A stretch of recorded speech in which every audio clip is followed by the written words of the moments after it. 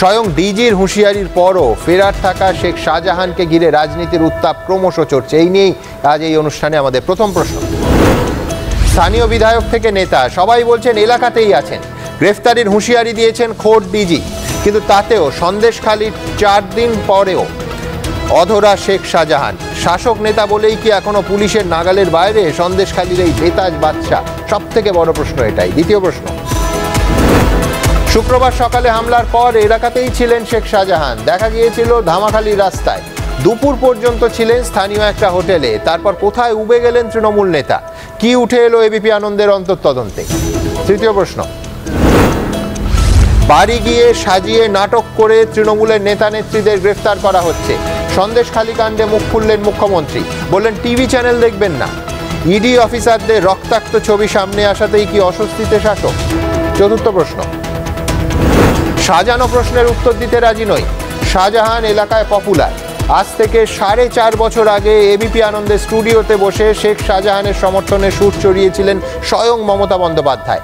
শীর্ষ নেতৃত্বের বরাভয়ই কি আজ আরও বেপরোয়া শেখ শাহজাহানরা? ডক্টর শান্তনু সেনের কাছে আসবো। দেখুন, মুখ্যমন্ত্রী থেকে ক্যাবিনেট মন্ত্রীরা এই ইডির ওপর হামলা একেবারে সরাসরি শেখ শাহজাহানের পাশে এসে দাঁড়াচ্ছেন। ডক্টর শশী পাঁজা থেকে শোভনদেব চট্টোপাধ্যায়, আজ শোভনদেববাবু দেখাবো আমি খানিক্ষণের মধ্যে, তিনি বলছেন যে জনবিস্ফোরণ হবে ইডির বিরুদ্ধে। কিন্তু আমি দলের কথা ধরছি না, আমি শান্তনুদার কাছে প্রশাসনের কথায় আসবো। যে এই হামলার ঘটনায় যেখানে এতজন সংবাদ মাধ্যম, কার্যত টেলিভিশন চ্যানেলের প্রায় প্রত্যেকটা টেলিভিশন চ্যানেলের সাংবাদিক, চিত্র সাংবাদিক, গাড়ির চালকরা রক্তাক্ত হলেন, সেখানে ইডি বলেছিল যে আইপিসি তাদের অফিসারদের এগেনস্টে যে মামলা, আইপিসি 307 ধারায় মামলা করতে। দেখা গেল তার থেকে অনেক লঘু ধারা, কি ধারা বিস্তারিত এই প্রেস রিলিজে ইডি জানিয়েছে। শুধু তাই নয়, ইডির অফিসারদের বিরুদ্ধে শ্লীলতাহানি এবং চুরির ধারা, যেগুলো আবার জামিন অযোগ্য, ইডির অফিসারদের বিরুদ্ধে উল্টে পুলিশের দিক থেকে তৃতীয় যে মামলা যেটা করা হলো, যেটা হচ্ছে শেখ শাহজাহানের দারোয়ানকে দিয়ে, তাতে এই ধারাগুলো দেয়া হলো। ইডি অফিসারদের বিরুদ্ধে জামিন অযোগ্য ধারা, শ্লীলতাহানি আর চুরি। আপনারা কি মনে করেন শান্তনুবাবু যে ইডির এই রেডে ইডির সঙ্গে যেটা হয়েছে তার মধ্যে আদৌ কোনো অন্যায় নেই, অর্থাৎ হামলাটা সঠিক এবং উপযুক্ত হয়েছে? সুমনবাবু, প্রথমেই তার আগে বলি, তৃণমূল কংগ্রেস দলগতভাবে এবং সরকারের তরফ থেকে দুটো কথা পরিষ্কার বলেছে। যে ঘটনা ঘটেছে সেটা অনভিপ্রেত ঘটনা, এবং এটা বিজেপি নয় যারা পিটিআই সাবস্ক্রিপশন বন্ধ করে দেয়, যারা বিবিসির বিরুদ্ধে পদক্ষেপ নেয় নরেন্দ্র মোদীর বিরুদ্ধে খবর করা হয়েছিল বলে, যারা মধ্যপ্রদেশে সাংবাদিকদের অর্ধনগ্ন করে প্রহার করে শুধু তাদের বিরুদ্ধে খবর দেখিয়েছে বলে, বা যারা রাজ্যসভা লোকসভা টিভিকে সেন্সর করে। তাই তৃণমূল কংগ্রেস বলেছে মিডিয়ার ওপর যেটা ঘটেছে সেটা তীব্র প্রতিবাদ করেছে, সেটা কন্ডেম করেছে। এই বর্তমানে স্টুডিও, উত্তপ্ত স্টুডিও থেকে আমি একটু ফ্ল্যাশব্যাকে যাব। 4.5 বছর আগের একটি সাক্ষাৎকার, স্বয়ং মমতা বন্দ্যোপাধ্যায় শেখ শাহজাহান নিয়ে একেবারে স্পষ্ট, একবার নয় একাধিকবার প্রশ্ন করছি আমি। মাঝে একটা সময় মুখ্যমন্ত্রী বলেন যে আপনার এই সব সাজানো প্রশ্নের উত্তর আমায় দিতে বলবেন না, এবং পরিষ্কার বলেন যে আমার আপত্তি কেন বারবার শেখ শাহজাহানের কথা বলছি, নামের আগে শেখ আছে বলে। আমি পরিষ্কার তাকে বলি যে আমি 25 বছর ধরে টেলিভিশন সাংবাদিকতা করছি, আর যে প্রতিষ্ঠানে করছি গত 20 বছর ধরে 100 বছরের তার ইতিহাস। আমরা কোনো দিন সাম্প্রদায়িকতাকে কোনো প্রশ্রয় দিইনি, এবং মুখ্যমন্ত্রীও অন্তত 90-এর দশক থেকে গত শতাব্দীর আমায় দেখছেন। শেখ শাহজাহানের নাম তার ইস্যু নয়, কিন্তু তার কীর্তি, বিশেষ করে সন্দেশখালী এলাকায়। ওই যখন 2019 সালে সাক্ষাৎকারটা নিচ্ছি, 13ই জুন 2019, তার আগে যে অভিযোগ তৃণমূল কংগ্রেস যখন ক্ষমতায় আসেনি শেখ শাহজাহান সম্পর্কে করেছে, যখন শেখ শাহজাহানের বামপন্থী শেকড় ছিল, এবং তারপর এসে যখন শটান তৃণমূল কংগ্রেসের পদাধিকারী হয়ে গেল, সরাসরি প্রশ্ন করেছিলাম আমরা স্টুডিওতে বসে স্বয়ং মমতা বন্দ্যোপাধ্যায়কে। এই সাক্ষাৎকার, এই গোটা অংশটা আপনাদের সামনে এক্ষুনি রাখবো, দেখুন। বহুদিন পরে একটা শব্দ শুনলাম, হারমাদ। আমি বলছি শেখ শাহজাহান, একটা কথা তো আপনারা আমাকে বলুন যে বিজেপি এই যে কথাগুলো প্ররোচনা দেয়, উত্তেজনা দেয় আপনাদের থ্রুতে, মিডিয়াতে প্রেস কনফারেন্স করে, মাথা মেরে ভেঙে দে, ফাটিয়ে দে, দেখে নেবো, গুলি চালাবো, এই কথাগুলো আপনারা এনকারেজ করেন কেন? বিজেপির এইসব কথা বলার অধিকার আছে? ওরা কি সত্যি democratic political party, or they are militant? দিদি আপনি যখন বলেন ইঞ্চিতে ইঞ্চিতে বদলা নেব, তাও তো দেখাই।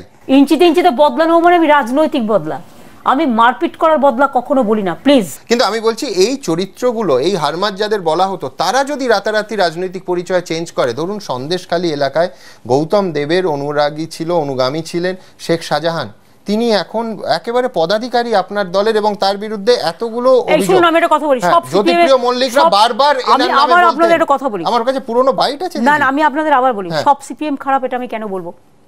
বামপন্থীরা অনেকে আমার সাথে আজকে কাজ করছে, আমার অভিযোগ আছে তৃণমূলে, আপনাকে আমি বলছি অন রেকর্ড, অনেককে আপনাকে আমি বলি, অনেকেই বামপন্থী লোকেরাও আমাদের সাথে আজও কাজ করে, সবাই কিন্তু খারাপ নয়, এটা আপনাকে মাথায় রাখতে হবে। সিপিএম এর লোকেরাও যদি তার বিরুদ্ধে অভিযোগ করে থাকে তো হোয়াট ক্যান আই ডু, সে তো অনেকে আছে। কাজে আপনারা একটা নাম, আমি বলছি সিপিএম থেকে এসে ব্লক সভাপতি এবং পঞ্চায়েত প্রধান হয়ে গেল তৃণমূলে, তাতে হতেই পারে। পাবলিক কতবার জ্যোতিপ্রিয় মল্লিক ওর এগেইনস্টে বাইট দিয়েছে আপনি জানেন? আমি আপনাকে তোমাকে আবার একটা কথা বলি, না না বলুন। পঞ্চায়েতে কে প্রধান হবে না হবে এটা পঞ্চায়েতের মেজরিটি লোক ঠিক করে। আমার প্রশ্নটা সার্বজনীন, সেটা হচ্ছে সিপিএম এ থাকলে দস্যুর রত্নাকর, আর দলবদল করলে তৃণমূলে গেলে বাল্মীকি, অথবা উল্টোটা, যে বিজেপিতে যতদিন করলো না তৃণমূল করলো তখন দস্যুর রত্নাকর, আর বিজেপিতে যোগ দিলে এবেলা ওবেলা হচ্ছে। আপনার এই সাজানো কোশ্চেনের উত্তর দিতে আমি রাজি নই, তার কারণ হচ্ছে আপনি আমাকে প্রভোগ করছেন যাতে আমার মাথা গরম হয়। আমি মাথা গরম করছি না, বাট আপনাকে আমি একটা কথা বলি, সবাই সিপিএম এর খারাপ ছিল এই কথা আমি বলতে রাজি নই, কাউকে কাউকে ভিক্টিমাইজ করাও হয়েছে। লক্ষণ সেটা শাহজাহান এক নয়, শাহজাহানের সাথে কি একটা মুসলিম নেম আছে বলে আপনি বলছেন? না না, মুসলিম নেম দাঁড়ান, আপনাকে আমি আবার বলি, শাহজাহান কিন্তু এলাকায় পপুলার এবং এলাকায় কাজ করে, হি ইজ নট লাইক লক্ষণ শেঠ, প্লিজ আন্ডারস্ট্যান্ড।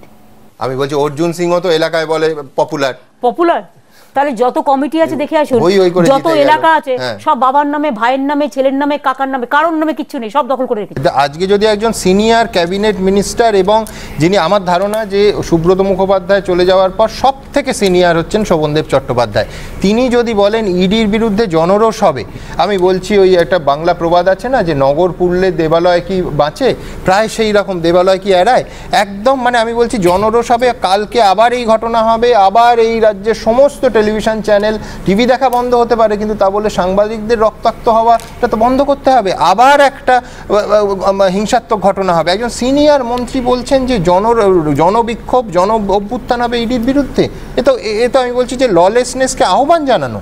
দেখো সুমনদা, ছোটোবেলা আমাদের পাড়ায় এক ডাক্তার ছিলেন, আমরা হয়তো বোধহয় বিরাট ডাক্তার, ওনার কাছে জ্বর নিয়ে গেলে উনি বলে বলে জ্বর সারিয়ে দেন। একটু বড় হয়ে বুঝলাম যে ওনার ফর্মুলাটা কী ছিল, কেউ ধরো গিয়ে বললো আমার জ্বর হয়েছে, উনি তাকে জন্ডিস, ম্যালেরিয়া, টাইফয়েড ইত্যাদি সব ওষুধ একসাথে দিয়ে দেন, কোনো না কোনো একটা তো লেগে যাবে। সেরকম হচ্ছে তৃণমূল কংগ্রেস। এক মন্ত্রী বলবেন যেটা জনরোষ, আবার শান্তনু সেন স্টুডিওয়ে বসে বলবেন যে কোনো রকম ওই আক্রমণকে অনভিপ্রেত ঘটনা আমরা সমর্থন করছি না। ইনফ্যাক্ট সেই দিন রাজীব বন্দ্যোপাধ্যায় এসেও শান্তনুদার মতোই সমালোচনা করেন। সুতরাং শোভনদেব চট্টোপাধ্যায়, শশী বাজার একটা কথা বলবেন, রাজীব বন্দ্যোপাধ্যায়, শান্তনু সেনের একটা কথা বলবেন, দুটোই বলা হয়ে গেল, যার যেটা পছন্দ হবে নিয়ে বাড়ি চলে যায়, এই হয়ে গেল তার সহজ ফর্মুলা। দেখো সুমনদা, আমরা ছোটোবেলা থেকে জেনে এসেছিলাম একটা গণতান্ত্রিক রাষ্ট্রে পুলিশ কি এই ধরনের এজেন্সিগুলো, এইগুলোর কাজ হচ্ছে অপরাধীদের বিরুদ্ধে যুদ্ধ ঘোষণা করা।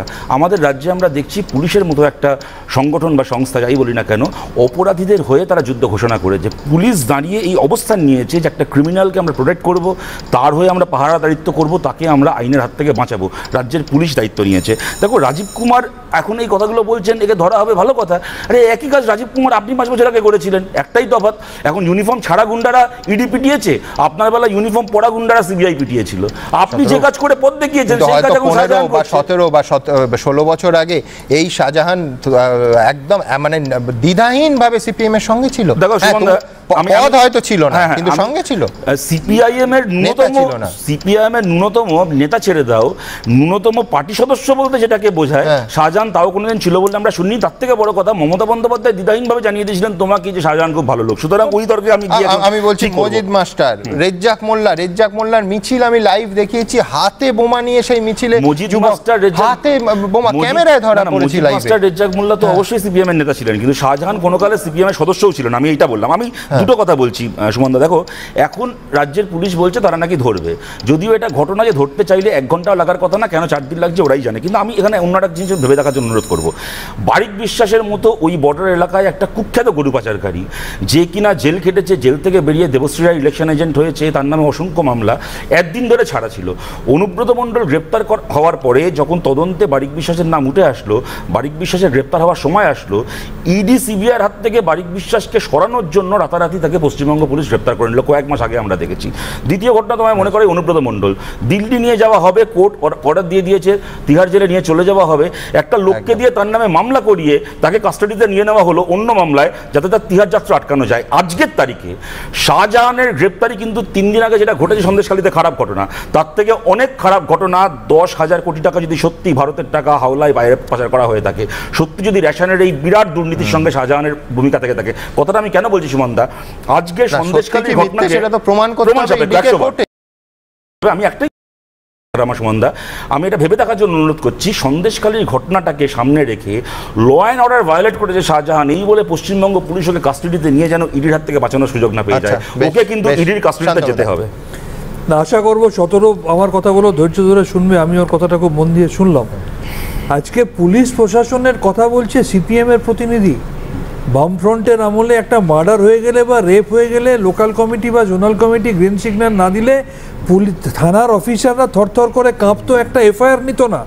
আজকে তারা অস্বীকার করছে শাহজাহান নাকি সিপিএমের সদস্য ছিল কিনা ভাই শতরূপরা জানে না।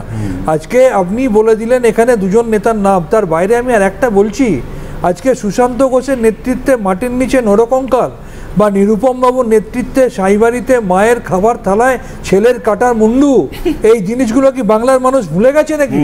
আর মিডিয়ার কথা বলছেন, শ্রদ্ধেয় বিমান বাবু, তার বয়সের জন্য তাকে শ্রদ্ধা করি, তিনি মিডিয়াকে কিভাবে অশালীন অঙ্গুলি হিলন করে অশালীন আচরণ করে মন্তব্য করেছিলেন, এটা কি আপনারা যারা মিডিয়াকে রিপ্রেজেন্ট করছেন তারা ভুলে গেছেন? তাদের মুখে আজকে জ্ঞানের কথা শুনবো।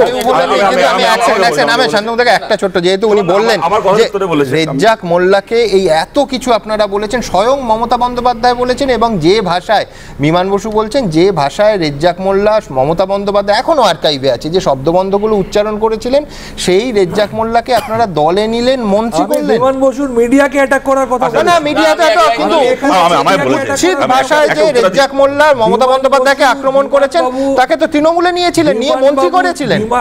আরে সে তো সিপিএম এর সব ভোটটা আজকে বিজেপিকে দিয়ে দিচ্ছে। আমাদের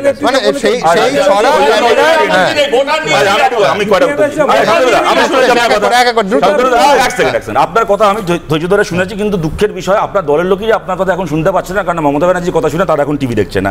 আমি দুটো কথা বলছি। প্রথম কথা হচ্ছে সুশান্ত ঘোষ কি নিরুপম সেন, সুশান্ত ঘোষ বা নিরুপম সেন যাদের কথা আপনি বললেন, শান্তনুদা, আপনার কি কোনো কারণে সন্দেহ হয় যে সুশান্ত ঘোষ নিরুপম সেনদের কাছ থেকে মমতা বন্দ্যোপাধ্যায় পয়সা খেয়েছেন, যে কারণে এত বছর ক্ষমতায় থেকেও তাদেরকে কনভিট করলেন না? দ্বিতীয় কথা হচ্ছে সুমনদা, এই সমস্ত ছেদো আলোচনা বাদ দিয়ে আমি একটা কথা এখানে বলছি, 4 মিনিটের একটা কনভারসেশন আজ থেকে 5 বছর আগে মুখ্যমন্ত্রীর সাথে তুমি শোনালে। অনুরোধ করব মুখ্যমন্ত্রী যেন আজকে এই কথাটা না বলেন, দরকার হলে আপনি চুপ থাকুন শাহজাহানের ব্যাপারে, তাও ভালো। দয়া করে এই কথাটা বলবেন না যে শাহজাহান যে এরম কাজ করছিল, আমার কাছে খবর ছিল না।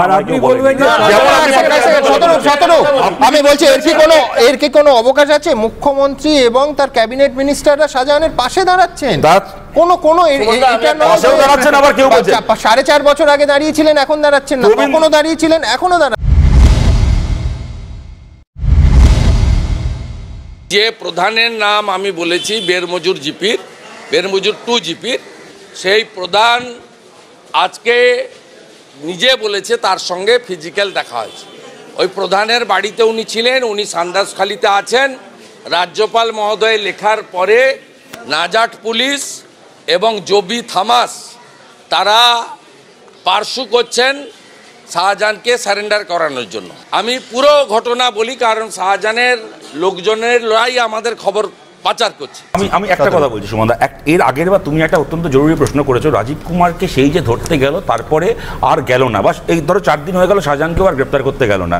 যেটা পঙ্কজবাবু বললেন ঠিক, যে একটা সময় গিয়ে রাজীব কুমার কোর্ট থেকে একটা ইমিউনিটি পেয়েছিলেন, কিন্তু তার আগে কিন্তু একটা দীর্ঘ সময় ছিল যখন রাজীব কুমার এই ভারতেই ছিল, ইডি থেকে শুরু করে সিবিআই থেকে শুরু করে এরকম মানে ওয়েল ইকুইপড কেন্দ্রীয় সংস্থা রাজীব কুমারকে গ্রেপ্তার করলো না, এবং রাজীব কুমার কোর্ট থেকে ইমিউনিটি নিয়ে আসার একটা গোল্ডেন টাইম পেলেন। আমি এই কথাটা রাজীব কুমার বাদ দাও, আমি বলছি এই যে ঘটনা নিয়ে আমরা আলোচনা করছি, একদম শেখ শাহজাহানের ক্ষেত্রে শুক্রবারের ঘটনার পর আমরা শুধু এইটা শুনলাম যে এখন থেকে কাশ্মীরে যেভাবে সেন্ট্রাল ফোর্স হেলমেট নেয় আর বডি গার্ড পরে সেরাম পরে পশ্চিমবঙ্গে কাজ করবে। This is the only one characteristic of CRPF which we got. তারপরে কোনো কিছু আর জাস্ট নড়লো না, কোনো কিছু হলো না। আমি জাস্ট এই কথাটা আমি এই কারণে বলছি স্যার, এক second. Suvendu Adhikari press conference করে বলে যাচ্ছেন আমার কাছে খবর আছে শাহজাহান অমুকের বাড়িতে আছে, তমুক জায়গায় চলে যাচ্ছে, ওখান জেটি থেকে লঞ্চ হচ্ছে, হ্যান্ড করছে, ত্যান করে। শুভেন্দু অধিকারী সব জানেন, এটা ইডি জানতে পারছে না, সিবিআই জানতে পারছে না। আমি বলছি এর মধ্যে কোনো অন্যায় নেই। আজকে ধরো একটা লোকের নামে লুকআউট নোটিস জারি হয়েছে, আমি শুভেন্দু অধিকারী হতে পারি, শতরূপ ঘোষ হতে পারি, আমি যেই হই না কেন, আমার কাছে যদি তার সম্পর্কে কোনো ইনফরমেশন থাকে এটা তো আমার দায়িত্ব দেশের নাগরিক হিসেবে সেই এজেন্সিকে এটা জানানো। শুভেন্দু অধিকারীর কাছে এত তথ্য আছে, মিডিয়াতে বলছেন ইডি জানতে পারছে না, সিবিআই জানতে পারছে না।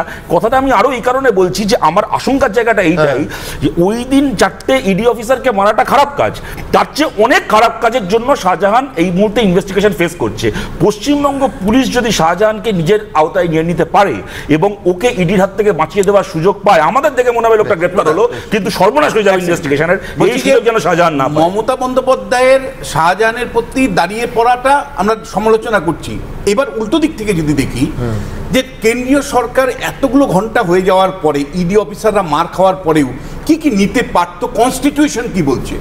কনস্টিটিউশন বলছে যে যদি প্রশাসনিকভাবে রাজ্যের প্রশাসন এবং কেন্দ্রের প্রশাসনের মধ্যে কোনো দ্বন্দ্ব বাঁধে, তাহলে কেন্দ্রীয় প্রশাসন সরাসরি নির্দেশ জারি করতে পারে।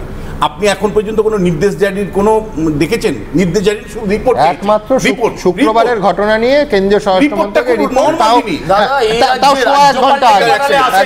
না না, এটা হলো কনস্টিটিউশনে একটা ফার্স্ট প্রভিশন তারা কার্যকারী করেনি, অর্থাৎ প্রশাসনিকভাবে তারা মানে চাপ দিতে পারতো, সেটা দেয়নি। দ্বিতীয় যে বিষয়টা সেটা হলো আমরা মনে করি যে এটা একটা ইন্টার অঞ্চলটা, এখন আপনি বলছেন এনআইএ তদন্তের কথা বলছেন, তার মানে এনআইএ তদন্ত আপনি এতক্ষণে ডিক্লেয়ার করে দেওয়ার সুযোগ ছিল আপনার, সেটা আপনি করলেন না। তৃতীয় যে বিষয়টা, এই ধরনের উপদ্রুত এলাকা, এটা উপদ্রুত এলাকা, এখন যা ছবি আসছে উপদ্রুত এলাকায় 355 নম্বর ধারা জারি করে ওই অঞ্চলটাকে উপদ্রুত এলাকা ঘোষণা করে আপনি কেন্দ্রীয় বাহিনী নামাতে পারতেন, সরাসরি ল অ্যান্ড অর্ডারের নিয়ন্ত্রণ নিতে পারতেন, আপনি নেননি। 4 হলো যে রাজ্যপালের যে ভূমিকা যদি দেখেন, যে রাজ্যপাল পঞ্চায়েত নির্বাচনের সময় প্রায় জেলায় জেলায় ঘুরতে লাগলো, এত বড় একটা ঘটনার পরে রাজ্যপাল এর মুখে কুলুপ কার্যত একটা দুটো যে কথা বলা সেটা বলেছেন, কিন্তু তিনি পরিদর্শনে গেলেন না কেন? তার অ্যাগ্রেসিভ রোল আমরা দেখতে পাচ্ছি না কেন? তাহলে রাজ্যপালের ব্যক্তিগত যে সমস্যা, যেটা সংবাদ মাধ্যমে উঠে এসছে, কুণাল ঘোষ ইন্ডিকেট করেছিল, সেই ব্যক্তিগত কলঙ্কের ভয়ে তিনি কি এখন কার্যত মাথা নত করেছেন মমতা বন্দ্যোপাধ্যায়ের প্রশাসনের কাছে, যার জন্যই রাজভবন কার্যত নিশ্চুপ। না হলে এতগুলো ব্যবস্থা নেওয়ার সুযোগ থাকতেও কেন্দ্রীয় সরকার ইডির অফিসারকে মার খাওয়ার পরেও, পুরো আইন শৃঙ্খলা হাতে নেওয়ার পরেও কোনো ব্যবস্থা নিল না কেন? যেটাকে আমরা আলোচনা করছি না, এই যে বারবার করে এরা বলার চেষ্টা করে না যে এটা কোনো ব্যক্তি যদি করে থাকে আইনের মতো বিচার করবে, দলের কি করার আছে। তুমি চিন্তা করে, রাজ্যে বাস করছি, সরকারি হাসপাতালের ডাক্তাররা অপরাধীদেরকে 4.5 মাস ধরে বাঁচাচ্ছে জাল মেডিকেল সার্টিফিকেট, এবং এটা অভিযোগ নয়, পার্থ চট্টোপাধ্যায়ের ক্ষেত্রে হিপোক্রেটিক ওথ মনে করে গিয়েছেন স্বয়ং হাইকোর্ট যে আপনাদের বিরুদ্ধে ব্যবস্থা নেব, আপনারা মিথ্যে মেডিকেল সার্টিফিকেট দিচ্ছেন। এক সেকেন্ড, শেষ, আমি মাঝখানে বলি, আপনি যদি এরকম করেছেন, দেখুন মুখ্যমন্ত্রী প্রেস কনফারেন্স করে বলেছেন ওনার হার্টের ভুল চিকিৎসা করেছে ডাক্তার, আপনি মেডিকেল প্রফেশন আমায় শেখাতে আসবেন না, মুখ্যমন্ত্রীকে গিয়ে বোঝান। হাইকোর্ট বলেছে আপনারা এমনি কেউ শুনছেন না, তৃণমূলের লোক টিভি দেখছে না আজকে, ছেড়ে দিন আপনি।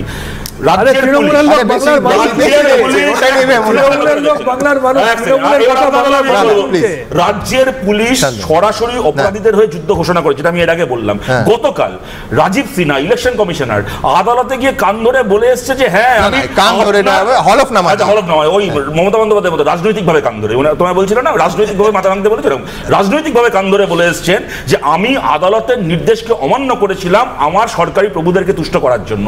গতকাল ইলেকশন কমিশন বলে এসেছে রাজ্যে যাবতীয় সরকারি ব্যবস্থা উনি হলফনামা দিয়ে বলেছেন যদি আমার অজান্তে কিছু ভুল হয়ে যায়, অজান্তে হাইকোর্ট তাহলে আমি নিঃশর্ত ক্ষমা চাইছি।